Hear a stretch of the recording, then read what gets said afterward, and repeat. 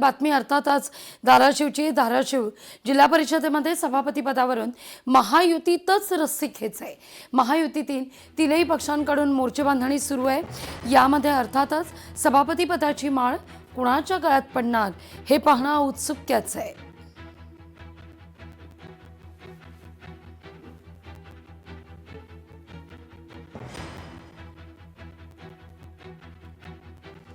मुंबईच्या वडाळ्यातील भाजप पदाधिकाऱ्याचं कार्यालय फोडलंय। वडाळा या ठिकाणी भाजप पदाधिकारी विजयसिंग गायकवाड यांचं कार्यालय फोडलेलं आहे। अज्ञातानं हे कार्यालय फोडलं असल्याचं वृत्त आहे। गुढीपाडव्याला या कार्यालयाचं उद्घाटन झालं होतं। या सगळ्या प्रकरणी अधिक तपासही सुरू आहे।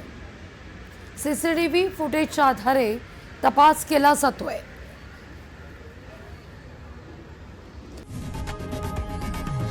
लोकशाही मराठी ऐका, पहा, जागरूक रहा।